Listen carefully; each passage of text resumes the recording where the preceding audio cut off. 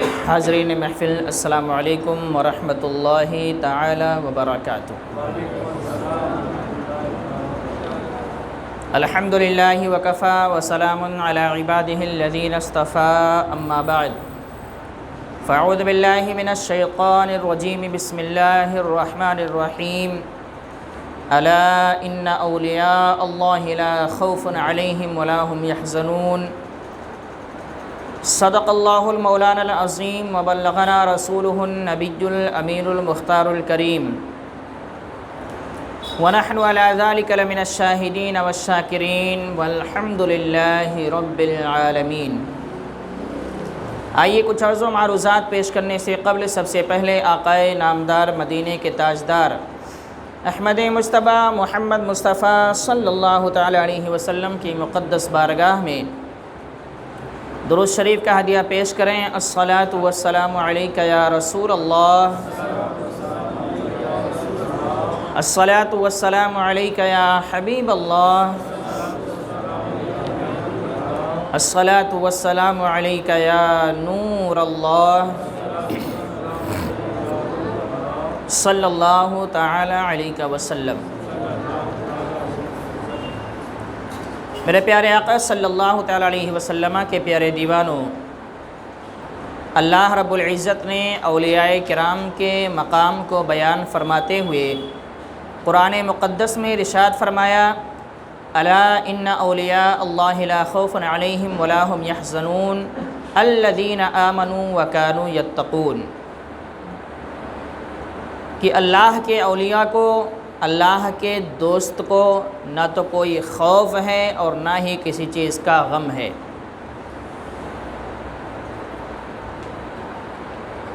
میرے عزیز دوستوں اور بزرگوں، اولیاء کرام کو کسی چیز کا خوف نہیں اور کسی چیز کا غم نہیں۔ اس کا مطلب کیا ہے؟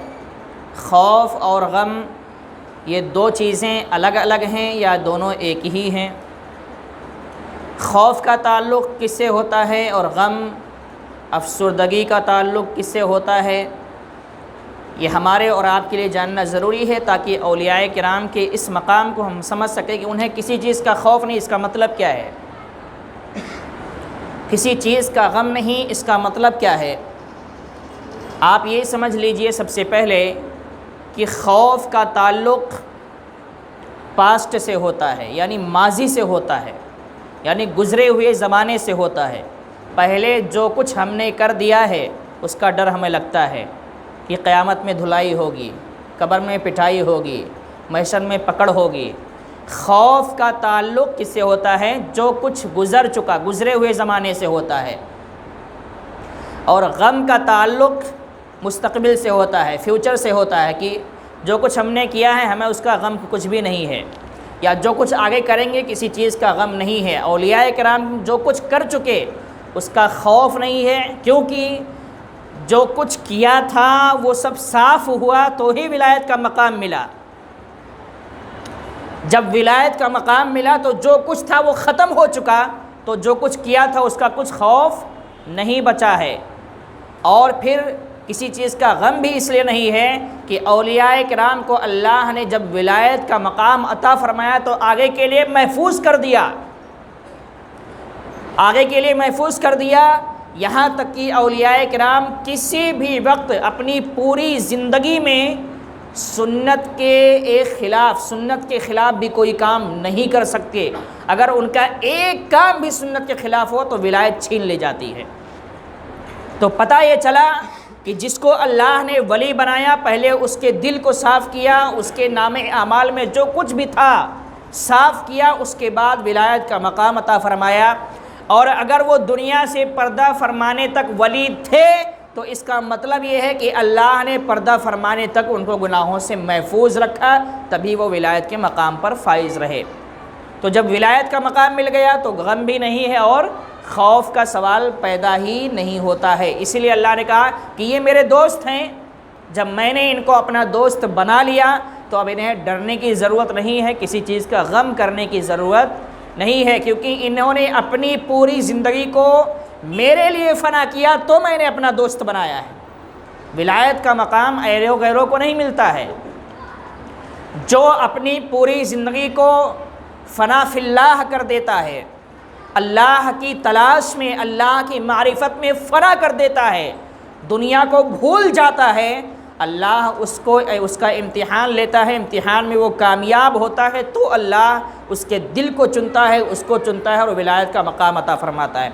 مادر زاد ولی بہت کم پیدا ہوئے، ولایت ملی تو بعد میں ملی، ان کے اعمال کے ذریعے ان کو اللہ نے پہلے امتحان میں جانچا ہے، جانچنے میں امتحان میں جب وہ کامیاب ہوئے تو ولایت کا مقام عطا فرمایا۔ یہی وجہ ہے کہ غوث اعظم کے بارے میں کہا جاتا ہے یہ پیدائشی ولی ہے، ان کا امتیاز الگ ہے، ان کا مقام الگ ہے، کیونکہ ان کو اللہ نے ماں کے پیٹ سے ولی بنا کر ہی پیدا فرمایا ہے، اسی لیے مادر زاد ولی کہا جاتا ہے۔ اور اولیاء کرام کے بارے میں یہ لفظ استعمال نہیں کیا جاتا، کیوں؟ کیونکہ کوئی 10 سال کے بعد ولی بنایا، کوئی جوانی گزار دیا، اللہ کی تلاش میں لگے رہے، اس کی عبادت و ریاضت میں لگے رہے، بیوی بچوں کو چھوڑ دیا، گھر والوں کو چھوڑ دیا، پہاڑوں میں جا کر عبادت کرتے رہے، جنگلوں میں جا کر عبادت کرتے رہے، کئی سالوں تک محنت و مشقت کرنے کے بعد اللہ نے ولی بنایا، ولایت کا مقام عطا فرمایا۔ تو غوث اعظم رضی اللہ تعالیٰ عنہ اس ولی کا نام ہے جو ماں کے شکم سے پیدا ہوتے ہیں تو ولی بن کر ہی پیدا ہوتے ہیں، بعد میں ولایت نہیں ملتی۔ یہی وجہ ہے کہ پیدا ہوتے ہی آپ نے اپنی کرامت کا ظہور فرما دیا تھا۔ جناب غوث اعظم رحمۃ اللہ تعالی علیہ، جہاں پر آپ کو علم سے بے پناہ محبت تھی، اپنی پوری زندگی ولایت کے کرسی پر فائز ہوتے ہوئے بھی آپ نے اپنے لیے سب سے بہترین چیز کسی کو پسند فرمایا تو علم دین کی خدمت کو پسند فرمایا، خدمت خلق اور علم دین کی خدمت کو پسند فرمایا، یعنی مخلوق کی خدمت کرنا، غریبوں کی، مظلوموں کی، بے سہارا لوگوں کی مدد کرنا اور جو ان پڑھ تھے ان تک علم دین پہنچانا، یہ آپ کا شیوا تھا اور پوری زندگی آپ نے یہ کام کیا ہے۔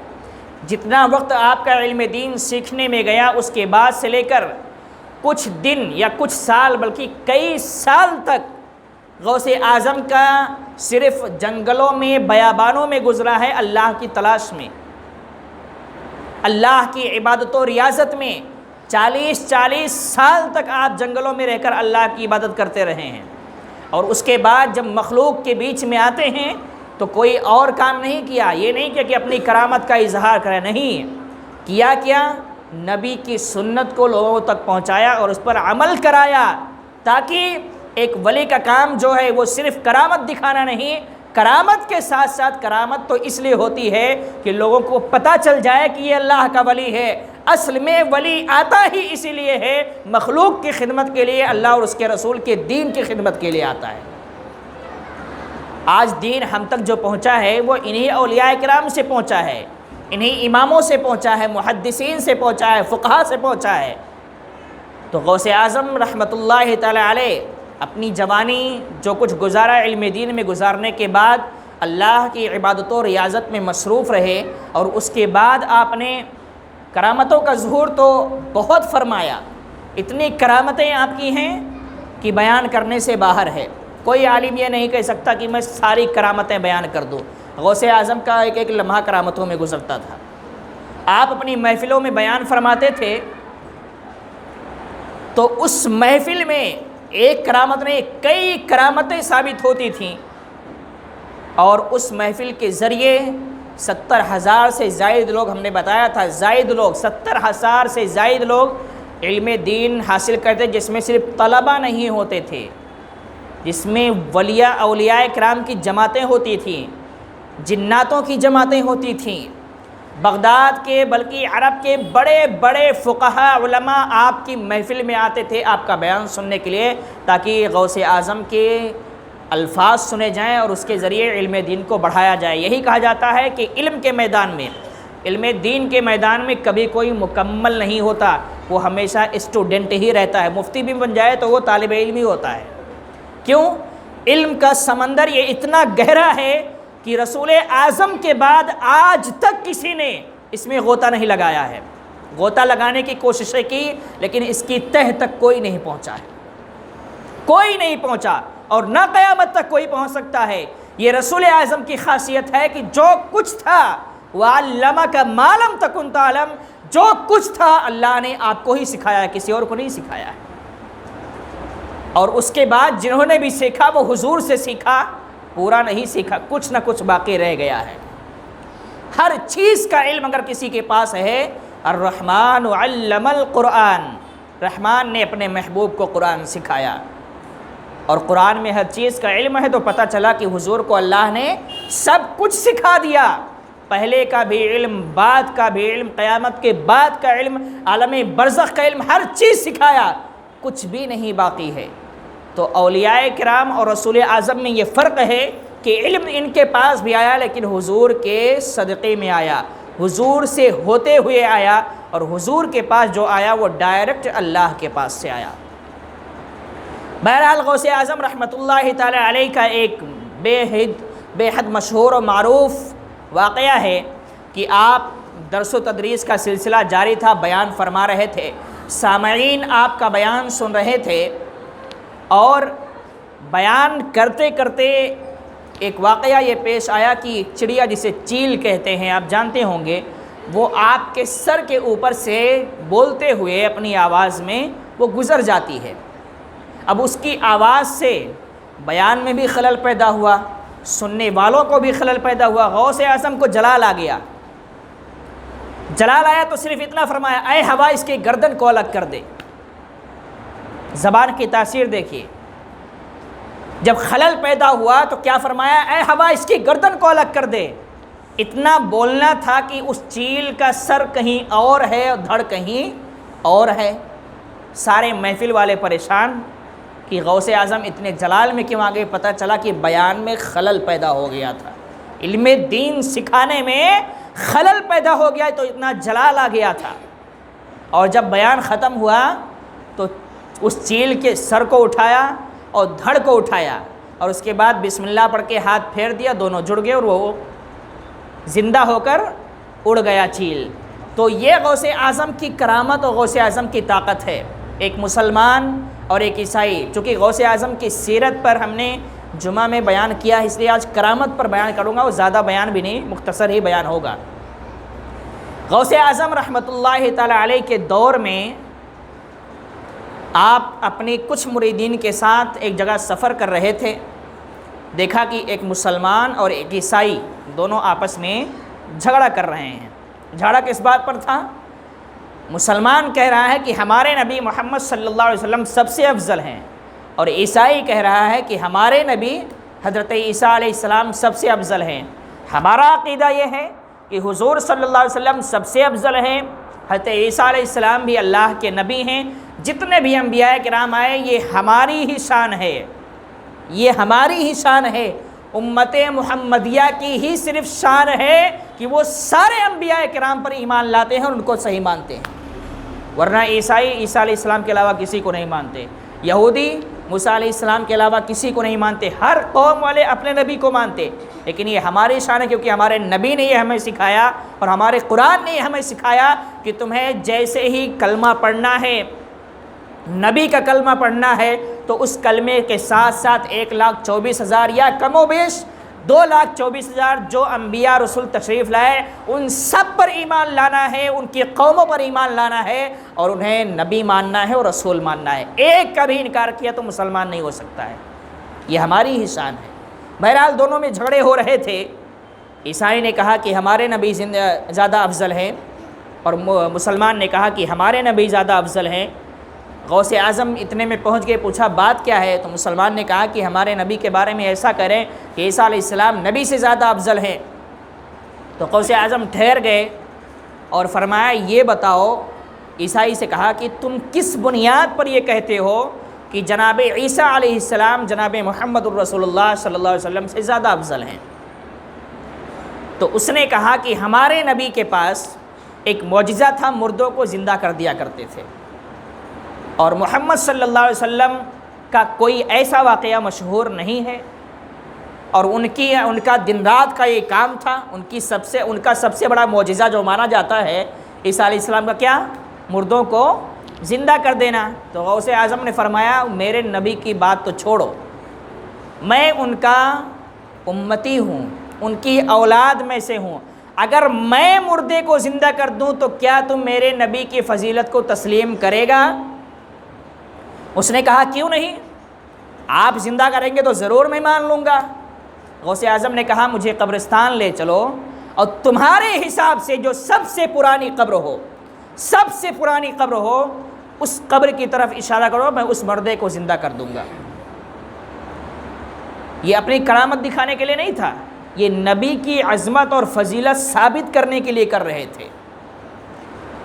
وہ عیسائی ایک قبرستان میں لے کر گیا اور اس نے ایک قبر کی طرف اشارہ کیا، قبر بہت پرانی تھی، قبر کی طرف جیسے ہی اشارہ کیا غوث اعظم نے اس قبر والے کی پوری زندگی کو پڑھ لیا کہ یہ کون ہے اور مرنے سے پہلے بھی کیا کرتا تھا۔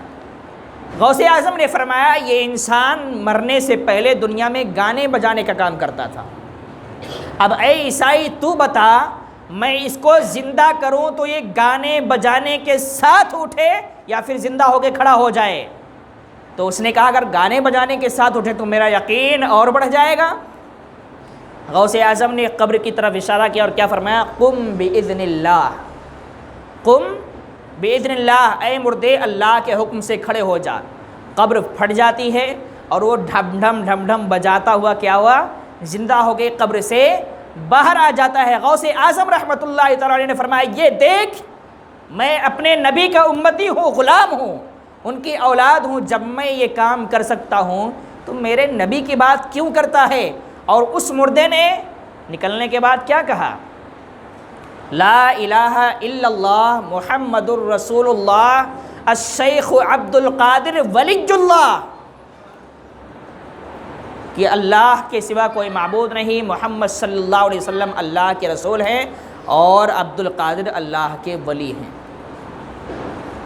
تو یہ غوث اعظم رحمۃ اللہ تعالی علیہ کی کرامت بھی دکھاتے ہیں تو اپنی ولایت ثابت کرنے کے لیے نہیں بلکہ اپنے نبی کی عظمت کو ثابت کرنے کے لیے کرامتیں دکھایا کرتے تھے۔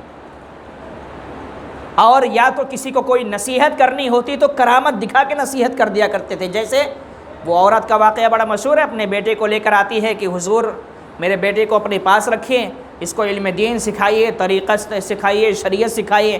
غوث اعظم نے کہا ٹھیک ہے میرے حوالے کر دو۔ اب وہ چھوڑ کے چلی گئی، غوث اعظم رحمۃ اللہ تعالی علیہ نے اس کو سکھانا شروع کیا۔ اب کچھ دن کے بعد وہ ماں اپنے بیٹے سے جب ملنے کے لیے آتی ہے تو کیا دیکھتی ہے کہ اس کا بیٹا جو کی سوکھی روٹی بغیر سالن کے کھا رہا تھا، جو کی سوکھی روٹی بغیر سالن کے کھا رہا تھا، اور دبلا اتنا ہو گیا تھا کہ جس میں ہڈیاں بچی تھیں۔ اس کو تھوڑا سا غصہ آیا، لیکن بارگاہ کس کی ہے؟ غوث اعظم کی عقیدت تھی۔ غوث اعظم کی بارگاہ میں گئی کہ شکایت کروں، تو دیکھا کہ غوث اعظم کھانا تناول فرما چکے ہیں اور زبردست مرغی کا گوشت کھائے ہیں اور ہڈیاں سامنے رکھی ہوئی ہیں۔ عورت نے کہا کہ سرکار آپ نے میرے بیٹے کے ساتھ شفقت و مہربانی نہیں کی ہے، رحم نہیں کیا، میرا بیٹا جو کی سوکھی روٹی کھا رہا ہے وہ بھی بغیر سالن کے اور اتنا دبلا ہو گیا، اور آپ اسی کے پاس کمرے میں بیٹھ کر مرغی کھا رہے ہیں، مرغی کا گوشت کھا رہے ہیں۔ تو غوث اعظم نے کچھ بھی نہیں کہا۔ جواب کیسے دیا؟ کرامت کے ذریعے جواب دیا۔ چاہتے تو سمجھا بجھا کے بھیج دیتے، لیکن کرامت کیا کہا؟ اسی ہڈی کو سامنے رکھا اور ہاتھ پھیرا تو وہ مرغی جو ذبح کرنے سے پہلے مرغی تھی وہ ہڈیاں مرغی کی شکل میں بدل گئیں اور مرغی زندہ ہو گئی۔ غوث اعظم رحمۃ اللہ تعالی علیہ نے اس عورت سے فرمایا کہ جب تمہارا بیٹا اس قابل ہو جائے گا تب جو چاہے گا وہ کھائے گا، ابھی اس مقام پہ نہیں پہنچا ہے۔ تو عورت کو جواب دیا تو کس کے ذریعے؟ کرامت کے ذریعے جواب دیا۔ یہ نہیں کہا کہ جاؤ میرے پاس ہے میں جو چاہوں گا وہ کھلاؤں گا، نہیں، سمجھایا بھی یہ تو ایسے کہ کرامت دکھا دیا تاکہ عورت کو انکار کرنے کا اور پھر اعتراض کرنے کا کوئی سوال ہی نہ پیدا ہو، تسلیم کرتی ہے اور پھر وہاں سے چلی جاتی ہے۔ تو یہ غوث اعظم رحمۃ اللہ تعالی علیہ ہیں۔ اچھا بات یہ ہے کہ غوث اعظم خود مرغی کھا رہے ہیں اور آج ہم فقیروں کو، غریبوں کو ان کے نام کی مرغی کھلائیں تو مرغا کھانے والوں کو پیٹ میں درد ہو جاتا ہے، ہوتا نہیں ہوتا ہے؟ غوث اعظم کے نام کا مرغا حرام ہے، مردار ہے، ان کے نام کا بکرا حرام ہے، مردار ہے، لال دوپٹے والے فتویٰ دیتے ہیں۔ آپ نے سنا ہوگا، جیسے 11ویں شریف آئے گی اس پہ بیان چالو ہو جائے گا کہ غوث اعظم کے نام کا مرغا ہو، بکرا ہو، جو بھی ہو، سب حرام ہے، مردار ہے۔ کیوں حرام ہے بھائی؟ اس پہ تو ذبح کرتے وقت غوث اعظم کا نام بھی نہیں لیا جاتا نا، بسم اللہ اللہ اکبر ہی پڑھا جاتا ہے۔ نیت ہماری ہوتی ہے کہ غوث اعظم کی بارگاہ میں خراج عقیدت پیش کرنا ہے، نیت ہے، ہم نے زبان سے کہا بھی نہیں ہے۔ لیکن جب حقیقہ ہوتا ہے، قربانی ہوتی ہے، تو بسم اللہ اللہ اکبر کہہ کے ذبح تو ہوتا ہے، لیکن ساتھ میں جس کے نام کی قربانی ہو اس کا نام بھی لیا جاتا ہے، جس کے نام کا عقیقہ ہو اس کا نام بھی لیا جاتا ہے۔ جہاں نام لیا جاتا ہے وہاں حرام نہیں ہے، حلال ہے، کیونکہ خود کھانا ہے نا، خود پیٹ پھلانا ہے۔ اور جہاں خود نہیں کھانا ہے، غوث اعظم کا نام بھی نہیں لیتے ہم، ہماری نیت ہے صرف ذبح کرتے وقت نام لیا تو بسم اللہ اللہ اکبر کہہ کے ذبح کیا، وہ ان کے لیے کیا ہو گئی؟ مردار ہے، حرام ہے۔ یہ انسان جو ہے نا، جب انسان کو کسی چیز سے نفرت ہو جاتی ہے تو اس کو اچھائیاں بھی برائی نظر آتی ہیں۔ ان کو اولیاء کرام سے بے پناہ نفرت ہے، بے حد نفرت ہے، ورنہ کوئی سوال ہی نہیں پیدا ہوتا۔ آپ خود بتائیں کہ ہم حقیقہ کرتے ہیں، اپنے بچوں کا بکرا ذبح کرتے ہیں، بچے کا نام لیتے ہیں، باقاعدہ ہاتھ اٹھا کے اس کے لیے دعائیں ہوتی ہیں، قربانی کے موقع پر جس کے نام سے قربانی ہے اس کا نام لیتے ہیں باقاعدہ، اور اس کے نام کی دعائیں ہوتی ہیں، اور وہ بکرا اسی کے نام پہ ذبح بھی ہوتا ہے، اسی کی طرف سے ذبح ہوتا ہے۔ اتنا سب کچھ ہونے کے بعد بھی وہ حلال ہے، وہ جائز ہے۔ اور 11ویں میں مرغا ذبح کر دیا غوث اعظم کے ایصال ثواب کے لیے، ان کی بارگاہ میں نذرانہ پیش کرنے کے لیے، وہاں ہم نے غوث اعظم کا نام بھی نہیں لیا، غوث اعظم کی طرف سے منسوب بھی نہیں کیا، صرف کیا کہا؟ بسم اللہ اللہ اکبر۔ جب ذبح کیا، فاتحہ دلایا تو غوث اعظم کا نام لیا۔ اتنے دیر میں نام لیے، لیکن بہت جلدی درد شروع ہو گیا، اور جہاں جلدی نام آتا ہے غیر اللہ کا وہاں ان کو درد ہی نہیں شروع ہوتا۔ تو یہ بہکانے کی بھرپور کوششیں کرتے ہیں، بھڑکانے کی بھرپور کوششیں کرتے ہیں۔ میں تو کہتا ہوں ایک مرغا ذبح کیا پچھلے سال تو اس سال 2 ذبح کرو یار، اور جتنا درد ہوتا ہے پیٹ میں ہونے دو، خود کھاؤ، ان کے پیٹ میں درد پہنچاؤ۔ ہو سکتا ہے اس سال درد ہو تو اگلے سال پرہیز کریں بولنے سے، اور اتنا درد پہنچاؤ کہ بولنے کی طاقت ہی نہ رہ جائے۔ غوث اعظم رحمۃ اللہ تعالی کے نام سے جو کچھ بھی کیا جاتا ہے، جو کچھ کا مطلب شریعت کے دائرے میں رہ کر، شریعت سے ہٹ کر جو کچھ بھی کیا جائے گا وہ حرام ہے تو حرام ہے، ایک بار نہیں 100 بار حرام ہے۔ لیکن شریعت کے دائرے میں رہ کر جو کام کیا جائے، ایک بکرا نہیں 100 بکرے ذبح کیے جائیں، ایک مرغا نہیں 100 مرغے ذبح کیا جائیں، کہیں حرام نہیں ہے، وہ حلال ہے، حلال ہے، حلال ہے۔ ایک نہیں 100 آدمی کو دعوت دو، 1000 آدمی کو دعوت دے کے کھلاؤ، وہ حلال ہی حلال ہے۔ جن کے لیے حرام ہے وہ نہ کھائیں، اور کھانے میں تو برابر آتے ہیں، یہ بھی یاد رکھیے گا۔ صرف فتویٰ سنتے ہیں کہ حرام ہے، کھانے میں دبا دبا کے لیگ پیس چلتی ہے ان کے گھروں میں، بریانی، پلاؤ، سب سے آگے بیٹھ کے کھائیں گے، وہ حلال ہے۔ لیکن جب بات آئے گی غوث اعظم کے نام کا بکرا تو وہ حرام ہو جائے گا۔ تو یہ ناانصافی۔ ایسے ہی شب برات کا حلوہ اگر ان کو مل جائے تو آپ کے گھر میں 10 کلو بنا ہو تو وہ کم پڑ جائے کھانے میں، تو وہ حلال ہے۔ لیکن شب برات کا حلوہ آپ بنا لیں گے تو حرام ہے، بولنے کے لیے حرام ہے اور کھانے کے لیے حلال ہے۔ یہ دوگلا پن جو ہوتا ہے نا، 2 منہ والا سانپ بننا، ادھر بھی ڈسو اور ادھر بھی ڈسو، یہ بڑے خطرناک ہوتے ہیں۔ تو ایسے ہی لوگوں سے ہمیں بچنا چاہیے۔ ہمارا جو عقیدہ ہے، شریعت سے ہٹ کر کوئی کام نہ ہو، بس شریعت کے دائرے میں رہ کر جو کچھ بھی ہم کریں گے ہمارے لیے جائز ہے۔ غوث اعظم کا نام کا بکرا ہو، ان کے نام کا مرغا ہو، ہم جو ذبح کرتے ہیں ان کے نام، ان کے بارگاہ میں خراج عقیدت پیش کرتے ہیں ایصال ثواب کی نیت سے، وہ سب جائز ہے، کسی اعتبار سے حرام نہیں ہے۔ ان ظالموں نے تو یہاں تک کہا کہ غوث اعظم کے نام کا جو بکرا ذبح کیا جاتا ہے وہ مردار ہے، مردار یعنی جس طریقے سے یہ سمجھ لو مرے ہوئے کو کھانا، ویسے ہی اس بکرے کو کھانے کے برابر ہے۔ ان کو اس بکرے کو اور اس مرغے کو انہوں نے کس سے تشبیہ دی؟ مردار کے برابر ٹھہرا دیا۔ بہرحال یہ ان کا عقیدہ ہے۔ غوث اعظم ہمارے ہیں اور ہم ان کے ہیں، تو ہماری ذمہ داری ہے ان کے نام کی محفلیں سجانا، ان کے نام پر ایصال ثواب کرنا، ان کی بارگاہ میں خراج عقیدت پیش کرنا۔ بہرحال غوث اعظم رحمۃ اللہ تعالی علیہ کی بات میں کر رہا تھا۔ غوث اعظم نے اپنی طاقت و قوت کے ذریعے اپنے ولایت کے مقام پر فائز ہوتے ہوئے کئی کام کیے اور کئی بڑے کام کیے۔ ایک شخص تھا جو چور تھے، بعد میں وہ جا کے قطب بنے، ان کا نام تھا جناب عبداللہ۔ یہ پہلے چور تھے، چوری کیا کرتے تھے، لیکن انہوں نے چوری سے پرہیز کیا، توبہ کی، اور توبہ کرنے کے بعد میں ان کو پیر صاحب کی تلاش تھی کہ کوئی اچھا پیر مل جائے۔ یہ بہت تلاشے، بیچارے بہت تلاشے، ان کو کوئی پیر نہیں ملا۔ ایک رات یہ پوری رات دعا کرتے رہے کہ یا اللہ آج صبح اٹھوں، گھر سے نکلوں فجر کے لیے، تو راستے میں جو بھی مجھے پہلا آدمی ملے اس کو میرا پیر بنا دینا۔ پوری رات دعا کیا، اور دعا کرنے کے بعد بھی جب نکلے تو ایک یحییٰ نام کے ایک شخص تھے، وہ مل گئے۔ کون تھے؟ یحییٰ نام کے وہ شخص تھے، وہ مل گئے۔ اب یحییٰ نام کے یہ بہت بڑے چور تھے، یہی بعد میں جا کے کیا بنتے ہیں؟ قطب بنتے ہیں۔ اب وہ جناب عبداللہ نے کیا وعدہ کیا کہ جو فجر کی نماز کے لیے جاؤں گا، راستے میں سب سے پہلا آدمی ملے گا اسی کو اپنا پیر بنا لوں گا، وہ کوئی بھی ہو۔ اب یہ گھر سے نکلے اور وہ چور چوری کر کے آ رہے تھے، راستے میں مل گئے، پکڑ لیا، آپ ہمارے پیر ہو۔ وہ بیچارے پریشان کہ اتنے زمانے سے چوری کر رہا تھا، لگتا ہے آج پکڑ گیا، آج میری چوری پکڑا گئی۔ لیکن وہ ضد پہ اڑے ہیں جناب عبداللہ، وہ کہہ رہے بھائی میں کوئی پیر کوئی مرشد نہیں ہوں۔ انہوں نے کہا نہیں، جب تک مجھے آپ مرید نہیں کرو گے جب تک آپ کو جانے ہی نہیں دوں گا۔ اور چور تھے، چوری کر رہے تھے، ان کو اپنی جان بچا کے بھاگنا تھا کہ کوئی اور نہ آ جائے جہاں پکڑ جاؤں۔ انہوں نے کہا ٹھیک ہے بھائی، تم ماننے کو تیار نہیں، چل میں تجھے مرید ہی کر لیتا ہوں۔ چوری کر کے آئے ہیں اور کہا ٹھیک ہے میں تجھے مرید کرتا ہوں، اور میں یہاں سے جا رہا ہوں، جب تک واپس نہیں آؤں گا یہیں کھڑے رہنا۔ اب پیر صاحب کی بات تھی۔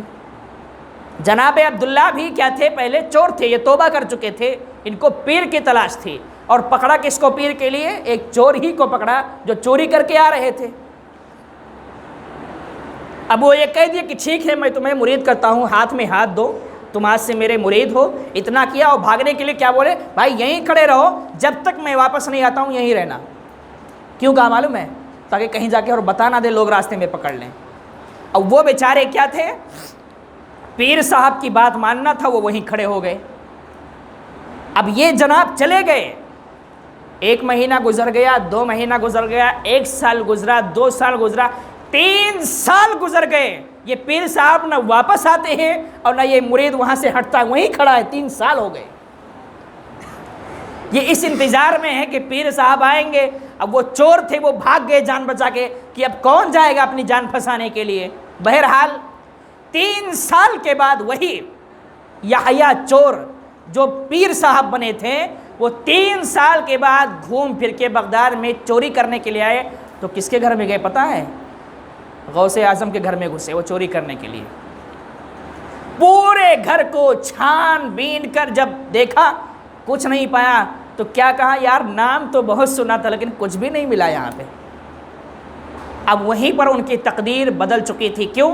عبداللہ نے انہیں پیر مان لیا تھا تو انہیں پیر بننا تھا واقعی میں۔ جب وہ کچھ نہیں پائے، گھر سے باہر نکلنا چاہا تو ان کی آنکھ کی روشنی ختم ہو گئی۔ دروازہ ڈھونڈ رہے ہیں، دروازہ ہی نہیں مل رہا ہے، کدھر سے گھر سے نکلیں گے؟ راستہ نہیں ملا تو کیا کہ ایک کونے میں چپ چاپ جا کے بیٹھ گئے کہ بھائی کسی طرح اپنی جان بچاؤ، چور تو چور ہوں، پکڑے جاؤں گا تو دھلائی ہوگی۔ ایک کونے میں بیٹھ گئے اور اس کے بعد میں صبح کا انتظار کر رہے ہیں کہ صبح ہو جائے تو ہو سکتا ہے مجھے دکھے اور کسی طرح بھاگنے کی کوشش کروں۔ اتنے میں جناب خضر علیہ السلام غوث اعظم کی بارگاہ میں تشریف لائے۔ جناب خضر علیہ السلام غوث اعظم کی بارگاہ میں تشریف لائے اور کیا کہا؟ فرمایا کہ عبد القادر مسئلہ ایسا کہ فلاں شہر کا قطب انتقال کر گیا، وہاں کے لیے قطب چاہیے۔ غوث اعظم نے کہا کہ جاؤ صبح وہاں کے لیے قطب کا انتظام کر دیا جائے گا۔ خضر علیہ السلام نے کہا اگر صبح تک کوئی حادثہ ہو جائے اس کی ذمہ داری کون لے گا؟ آپ کو معلوم ہونا چاہیے کہ اس دنیا کے نظام کو چلانے کے لیے اللہ نے چاروں طرف قطب بنا کے رکھا ہوا ہے. ہر دور میں جب سے دنیا قائم ہوئی ہے اب تک اور قیامت تک قطب موجود رہیں گے. یہ اور بات ہے کہ ہمیں آپ کو نہیں پتہ ہے. اقطاب کی ضرورت اس دنیا کو ہمیشہ تھی اور ہے اور رہے گی. تو غوث اعظم نے جب جناب خضر کی بات کو سنا کہ رات تک کوئی حادثہ ہو جائے تو کیا کریں گے، تو فرمایا جاؤ وہ کونے میں دیکھو میرے گھر میں مہمان آیا ہوا ہے، اسی کو بلا لاؤ. کیا کہا؟ کس کو کہا؟ یحییٰ جو چور تھے وہ پیر صاحب بن کے آئے ہوئے تھے، 3 سال کے بعد چوری کرنے کے لیے پھر گئے تھے. غوث اعظم نے فرمایا مہمان ہیں میرے گھر کے، اپنے خادم سے کہا کہ ان کو میرے پاس لے کر آ جاؤ. جب ان کو اپنے پاس لایا، غوث اعظم کی بارگاہ میں لایا، تو غوث اعظم نے کیا کیا؟ اپنی طاقت و قوت سے اللہ نے جو آپ کو طاقت عطا فرمائی تھی، ولایت کی طاقت، غوثیت کی طاقت، اسی طاقت کی بنیاد پر غوث اعظم نے اس یحییٰ چور کو ولایت بھی عطا کیا اور قطب بھی بنایا اور جناب خضر کے حوالے کر دیا کہ لے جاؤ اور جس شہر کا قطب انتقال کر گیا ہے اس شہر کا قطب بنا کے ان کو بٹھا دو. اور ابھی تک کیا ہوا؟ وہ جناب عبداللہ جو مرید بنے تھے ان کا کیا ہے؟ وہ ابھی تک وہیں کھڑے ہیں. غوث اعظم کی نگاہیں نے ان کو بھی دیکھا اور جب ان کو ولی بنایا، قطب بنایا، تو ان سے کہا پہلے جاؤ اپنے مرید کو پھر سے مرید کرو. کیا فرمایا؟ پہلے جاؤ جس کو تم مرید کر کے آئے تھے، بھاگے ہوئے تھے، وہ اب تک تمہارا انتظار کر رہا ہے، جاؤ اس کو پھر سے مرید کرو، اس کو اپنے گھر واپس کرو اور تم فلاں شہر کے قطب بن جاؤ. تو وہ جناب یحییٰ جو اب اللہ کے ولی، ایک وقت تھا کہ وہ چور تھے، اب اللہ کے ولی اور قطب بن چکے ہیں. 3 سال کے بعد گئے تو جناب عبداللہ وہیں کھڑے ہو کے پیر صاحب کا انتظار کر رہے تھے. تو پھر آپ نے ان کو مرید کیا، ان کو اپنے گھر بھیجا اور پھر آپ جا کے اس شہر کا قطب بن جاتے ہیں. تو غوث اعظم کی نگاہیں، ان کی طاقت یہ تھی کہ ایک واقعہ ان کا نہیں ہے کہ چور کو ولی بنایا. یہ نعت میں اشعار میں آتا ہے نا کہ غوث اعظم نے پل میں چور کو ولی بنایا. یہ 1-2 واقعہ نہیں، کئی واقعات ہیں. ایک تو ڈاکوؤں کی جماعت کو آپ نے توبہ کرایا، اور کس بنیاد پر توبہ کرایا؟ اپنی سچائی کی بنیاد پر. ایک سچ بول کے ڈاکوؤں کی جماعت کو اللہ کا نیک بندہ بنا دیا تھا، ایک سچ بول کے. اور یہاں پر آپ نے اپنی ولایت کی جو طاقت تھی اللہ نے جو عطا فرمایا تھا اس کا استعمال کیا، اور اس کا استعمال کر کے آپ نے جناب یحییٰ کو کیا بنایا؟ اللہ کا ولی بھی بنایا، قطب بھی بنایا، اور پھر شہر کا قطب بنا دیا. تو غوث اعظم رحمۃ اللہ تعالی علیہ کی طاقت و قوت اور آپ کے کرامات بے شمار ہیں.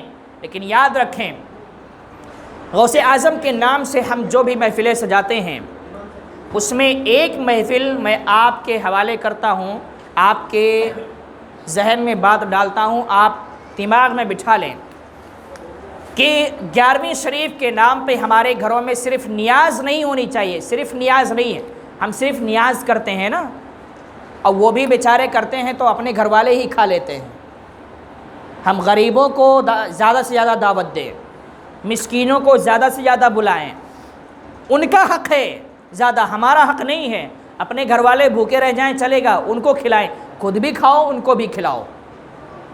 لیکن ان سب کے ساتھ ساتھ پہلا کام یہ ہونا چاہیے، جہاں آپ فاتحہ کا انتظام کرتے ہیں وہیں آپ کے گھر میں قرآن پڑھنے والے ہوں تو ان سے کہیے کہ 2-4 پارے پڑھیں بھی، اور وہ ہدیہ غوث اعظم کو پیش کیجئے. آپ کے کھانے سے بڑھ کر وہ ہدیہ ہے.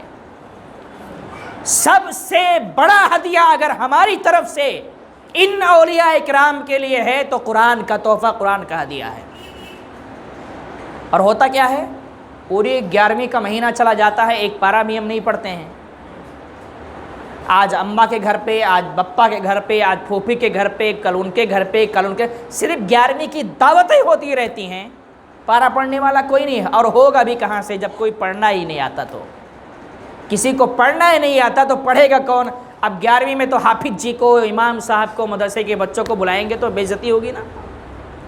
کوئی مر جاتا ہے تو مجبوراً بلانا پڑتا ہے، جس کو ہم کچھ بھی نہیں سمجھتے اسی کو بلا کے قرآن خوانی کرواتے ہیں.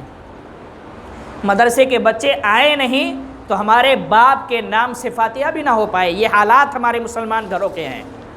کوئی پورے ممبر میں، سب کی بات نہیں کر رہا ہوں، پورے ممبر میں کوئی بھی ایسا نہیں جو ایک پارہ پڑھنے کے لائق ہو۔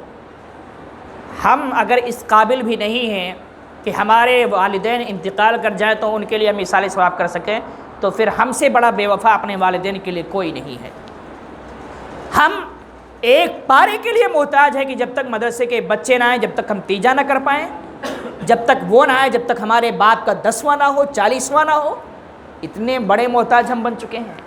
یہ صرف اسی لیے کہ علم دین سے دوری ہے۔ تو غوث اعظم ہو یا کسی بھی ولی کی بارگاہ میں ہم خراج عقیدت پیش کریں تو پہلا نذرانہ کیا ہونا چاہیے؟ قرآن کی تلاوت، زیادہ سے زیادہ قرآن پڑھیے اور وہی ہدیہ پیش کیجیے، فاتحہ بھی دلائیے، اچھے کھانے بھی بنوائیے، لیکن یہ نذرانہ سب سے اہم ہے۔ اور غوث اعظم کی ایک محفل ہے جس کو ختم قادریہ اور ختم غوثیہ کہا جاتا ہے۔ کسی کے گھر میں پریشانی چل رہی ہو، مصیبت ہو، کسی کی طبیعت خراب ہو، کسی بھی طرح کی پریشانی ہو، سچے دل سے اس کی نیت کریں کہ یہ پریشانی دور ہو جائیں، اور غوث اعظم کا جو ختم قادریہ ہے وہ پڑھوائیں یا ختم غوثیہ اپنے گھر میں کرائیں، سچے دل سے یقین کے ساتھ کرائیں، انشاءاللہ آپ کی وہ پریشانی دور ہو جائے گی۔ ختم قادریہ اور ختم غوثیہ یہ بہت ہی مجرب وظیفہ مانا گیا ہے مصیبتوں کو، پریشانیوں کو، بیماریوں کو دور کرنے کے لیے۔ تو جہاں سب کچھ ہم کرتے ہیں وہاں یہ بھی، آپ کوئی ضروری نہیں ہے کہ مولانا لوگوں کی جماعت آئے تبھی ختم قادریہ ہو، آپ اکیلے بھی ختم قادریہ کر سکتے ہیں، اکیلے خود کر سکتے ہیں۔ وہ 11 لوگ ہوں تو افضلیت ہے، نہیں ہے تو آپ اکیلے بھی ختم قادریہ پڑھ سکتے ہیں۔ ختم غوثیہ بھی ہم اکیلے پڑھ سکتے ہیں۔ ہمارے گھروں میں بے شمار پریشانیاں ہیں، بے شمار بیماریاں ہیں، بے شمار مصائب ہیں، ان سب کو دور کرنے کے لیے ختم قادریہ کو لازم کیجئے، ختم غوثیہ پڑھیے اور پڑھوائیے اپنے گھروں میں، انشاءاللہ مصیبتیں دور ہوں گی۔ غوث اعظم سے رشتے کو مضبوط کیجئے، صرف اس لیے نہیں کہ فاتحہ کر کے نیاز کھانا ہے، اس لیے کہ غوث اعظم نے علم دین کو آگے بڑھایا ہے، ہمیں علم دین سیکھنا ہے اور اس پر عمل کرنا ہے۔ غوث اعظم نے نماز کی تعلیم دی ہے تو ہمیں نماز کا طریقہ سیکھنا ہے، اس پر عمل کرنا ہے، نماز کی پابندی کرنا ہے۔ غوث اعظم نے قرآن سیکھا ہے اور سکھایا ہے تو ہمیں بھی قرآن سیکھنا ہے اور اپنے بچوں کو قرآن سکھانا ہے۔ یہ تعلق ہمارا غوث اعظم سے ہونا چاہیے، تب جا کے ہم سچے غوث اعظم کے دیوانے ہو سکتے ہیں، ورنہ زبانی دیوانے تو ہر دور میں رہے۔ آج سب سے زیادہ زبانی دیوانے، زبان سے دعویٰ کرنے والے سب سے زیادہ آج ہی پائے جاتے ہیں، عمل نام کی کوئی چیز نہیں ہے۔ تو ہمیں تھوڑا سا بدلاؤ لانا ہے کہ زبان سے کم چلائیں کہ غوث اعظم کے دیوانے ہیں، عمل کر کے دکھائیں، عمل کریں کہ غوث اعظم نے جو کیا ہے وہ کام ہمیں بھی کرنا ہے۔ اللہ رب العزت کی بارگاہ میں دعا ہے کہ پروردگار عالم ہم سب کو، پوری امت مسلمہ کو غوث اعظم جملہ اولیاء کرام سے سچی پکی محبت کی توفیق عطا فرمائے، ان کے نقش قدم پر چلنے کی توفیق عطا فرمائے اور ان کی تعلیمات پر ہم سب کو عمل کرنے کی توفیق عطا فرمائے۔ وما علینا الا البلاغ۔ السلام علیکم ورحمۃ اللہ وبرکاتہ۔ صلاۃ و سلام کے لیے کھڑے۔